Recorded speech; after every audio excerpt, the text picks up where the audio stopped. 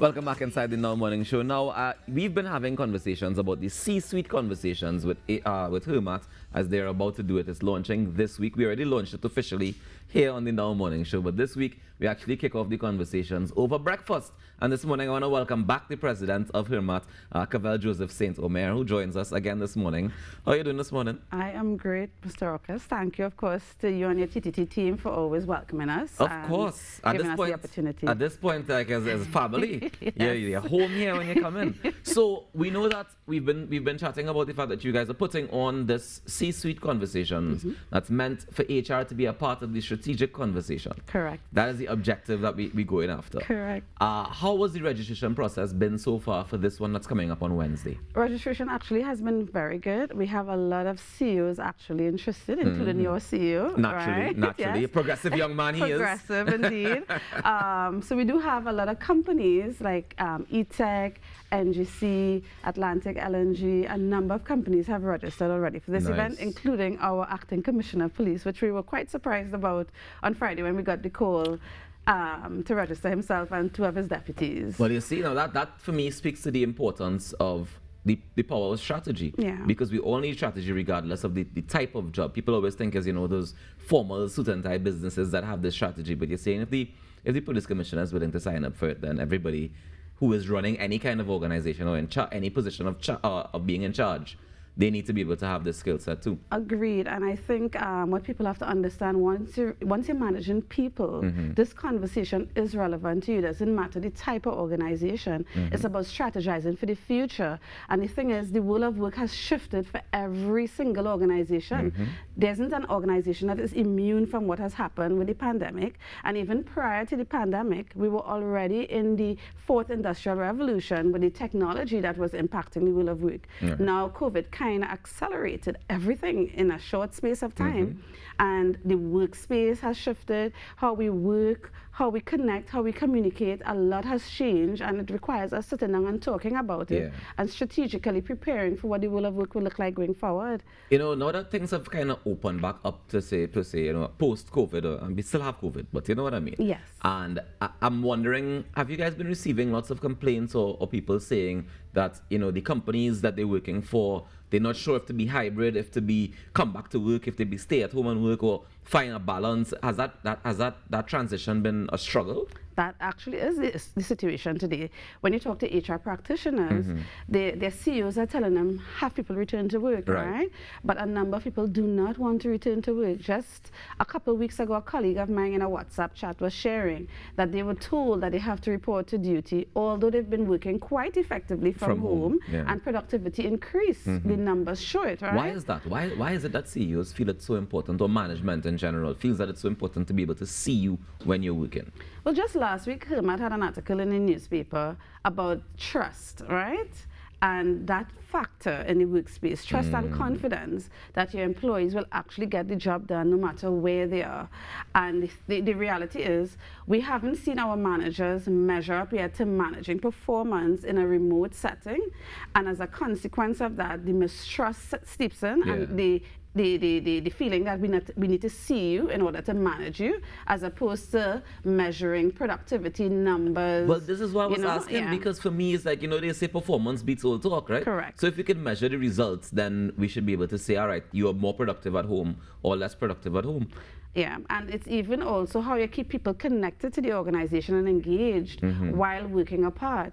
And a lot of managers still haven't gotten a handle on that yet, and rely on the old way of doing things as opposed to now retooling and reskilling and preparing for the new. And the reality is, the world is not going to settle back to what it used to be. That is just not going to happen. So you have to accept now that a change has occurred, and it's how we embrace it. And HR must be a part of that strategy dialogue. And hence now, we'll be chatting about the future of work in this week's C-Suite Conversations. So if people haven't registered yet, is there still room to register to be a part of the conversation at breakfast? So registration is still open, but it's only for virtual now. We've closed off for the in-person. Okay. So anyone interested in attending, virtual registration is $300. Okay. And it's still open up to Tuesday, right? Tomorrow, Tuesday. Yes, tomorrow. So you have evening. today. So you have today and tomorrow to register. At least you can attend virtual. virtually, but in person has closed off. All right. And where do they go to register? Right. So we are on all social media platforms, LinkedIn, Instagram, Twitter, as well as Facebook. We've been circulating the registration link to our entire membership. And also you can contact the secretariat@hermat.com, secretariat@hermat.com, or contact us via 687-5523. 687-5523. So anyone interested could explore all those options, but the links are out there. I mean, we've been really beating the pavement, as they would say, by promoting the event, and of course the opportunities given to us by our media partner, TTT, to always come on and promote the event as well. And we're definitely happy to give you that opportunity every time. Now, let's get into the event on Wednesday. Who are some of the people that we can look forward to seeing, speaking, or engaging in conversation? Or is it a matter of you chat with the people around your table, or how does it work? So it's a mixture of both. The event starts at 7 a.m. We want people to come in, have their breakfast, relax, and network. Right. That's important, right? And I think HR practitioners need to network like any other business unit. Probably more than everybody else. Instead of just rushing home, you know, stay back, have a drink, go learn to play golf, learn about sports, like literally network. It's important to hear what your executives are saying, to get a sense of the issues. Is it true that most of these, the big decisions that get made for companies, these strategic plans, they happen at these informal networking sessions?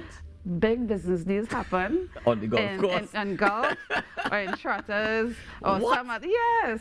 So you're saying that liming is important to business? It is. I think people shouldn't dismiss the importance of. You see, we're a society where relationships matter, and we have to know each other to do business together, right? Trust. Yes. It boils back down to that trust factor. So again. If I know you and I know, okay, I could trust you with my business, my information, you know, my ideas. Yes, exactly. So therefore, the relationship building is critical, and it's important to socialize, to get an understanding of people, to know them before you start to do business with them.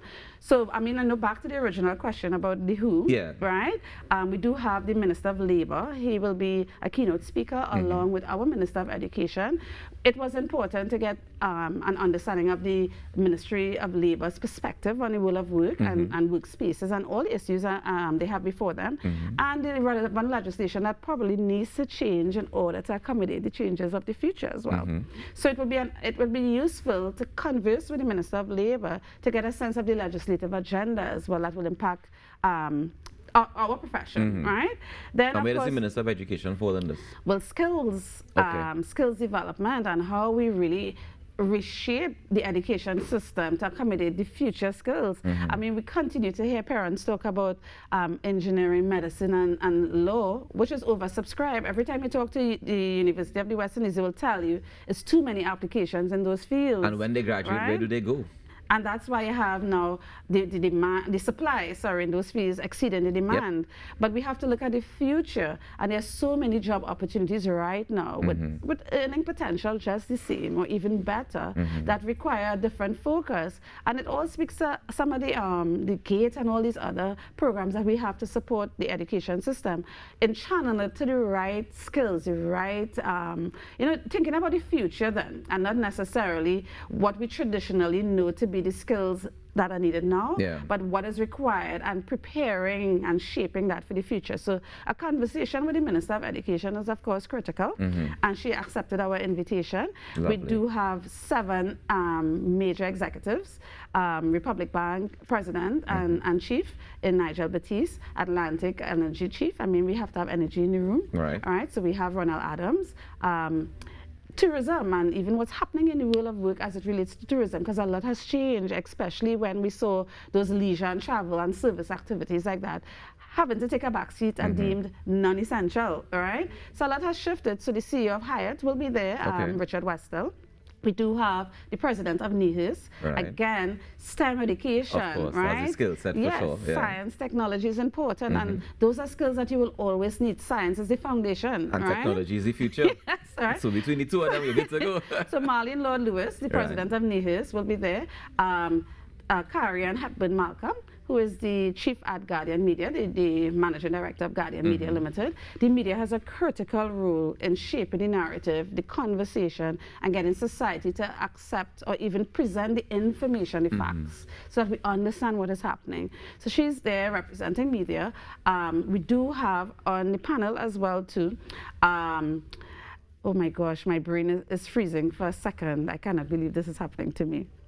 Right, Glenn Maharber Singh from the Trinidad and Tobago Contractors Association as well. It was important to have him as part of it, the conversation, and of course, Mark Edgell from the TTCSI in terms of the overall services suite, recognizing contractors and actually the services sectors are the ones who tend not to have HR practitioners on board. And you know what? He was actually lobbying for them throughout the entire pandemic. So I think this is a fantastic room of people to be in, to be able to hear the conversation, to be able to engage with these people. I think it's definitely an opportunity not to be missed. Yes. So I want to congratulate you in advance because I know it's going to be a fantastic breakfast and an even better conversation. Indeed. And I want to thank you again for joining us this morning and sharing some of that information. I know Wednesday is going to be great. If you guys have not registered as yet, you can check them out on LinkedIn, Hermat, Facebook, IG, everywhere, right? Yes, Or everywhere. you can email secretariat@hermat.com. That's HRMATT. Of course, it means the Human Resource Management Association of Trinidad and Tobago. Cavell Joseph St. Omer, the president, joining us this morning.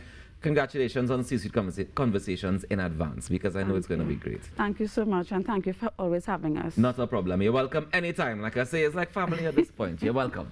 All right, guys, we take a quick break, and when we come back, we celebrate your birthdays. I think today is actually a very important birthday, so stay tuned. I'll tell you what it is when we come back.